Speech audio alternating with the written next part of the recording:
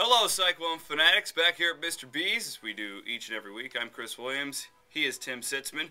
Going to talk a little football today, Tim. You got a little spring games over with, a little football fever in the house. Good to have you here, Chris. I'm pumped up. It's gonna be a little overcast weekend, but a good time. If you need to stop in and maybe get a springtime jacket, you got everything here. It's a perfect time to come shopping. It's going to rain on Saturday. I think you ought to hop in here. We got a wonderful selection, and the store looks bright, cheery. It's fresh. I like the word fresh. It's ready to go, and we'd love to help you out with any of your clothing needs. He is at 1995 Northwest 86th Street in Clive.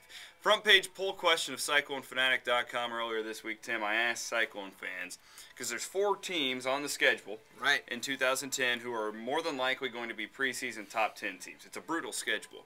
I asked fans of those 4 games, which one do you think provides the biggest chance for the Cyclones to pull off a big upset?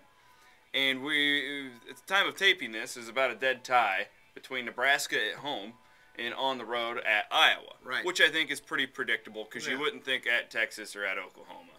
Now, it got me to thinking, it's an age-old debate. Iowa State fans have been having it for years. As a Cyclone fan, would you rather beat Iowa and, really stick it to that guy across the hall in the office and really just taunt him all year, because we all love doing that? Or would you rather beat the rival Huskers from the Big 12 Conference?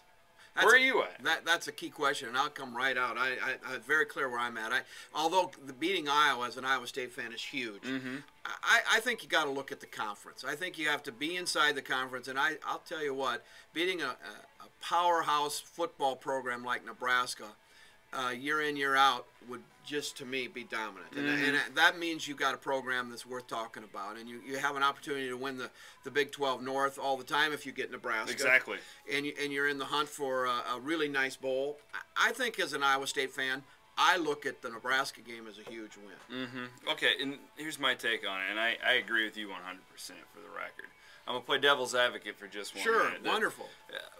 We were talking right before we started this thing about what Dan McCarney did during his time at Iowa State. He really put that Iowa State game on the map. It was obvious what Dan was trying to do, and he did it. I mean, he really had some big wins against Iowa, and a wonderful win, and maybe it helped the program in some way. Yeah, and that's the thing. He got a lot of flack sometimes. People, McCarney, all he cares about is beating the Hawks. A lot of Hawk fans threw that his way. But in doing that, when he did beat Iowa, when Iowa State was pretty dominant in that series, he started getting more Iowa recruits, which, it took the program from this level to this level. Now, here's my theory. If you start beating Nebraska, like you said, then all of a sudden you're going to be from this level, and you're going to be talking about Big 12 North championships. That's going to take you to another level, and that's why I think the Nebraska game is so much better. And last but certainly not least, we all like beating up on those arrogant Husker fans. Am I wrong? Winning last year at Lincoln was unbelievable. It was an unbelievable victory. And I look at the same thing you did, as McCarney got some of the Iowa kids to maybe go to Iowa State that would have went to Iowa had he not had those wins. On a national level, if you're beating the Huskers consistently, it's going to open the gates to some other folks nationally coming to Iowa State, not just locally, which obviously we need to get those guys too. But I think it opens up to getting some quality players that you can consistently be in the hunt for the Big 12 North. That's good points, and I think we're going to be pretty consistent here too, Tim, where we both agree Iowa and Nebraska are going to have really good football teams this year. I don't see them being weak. No, Iowa's going to be phenomenal. They are. They have a lot of talent coming back. I think Iowa State's going to surprise some folks in given games, but we have to develop, and I think they're going to be there. Some talent coming in, and I think the emotion that Coach Rhodes brings to that program is going to continue. I think we're going to see some upsets maybe from him this year again. Well, I sure hope so, and they're going to have to, because the schedule's it's a tough one.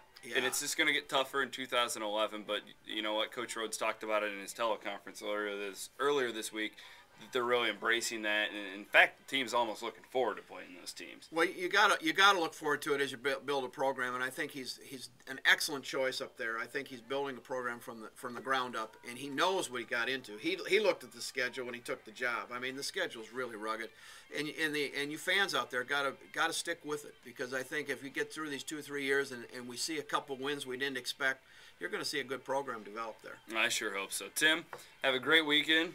Sell some suits. maybe. Sell a few shirts for me, will you?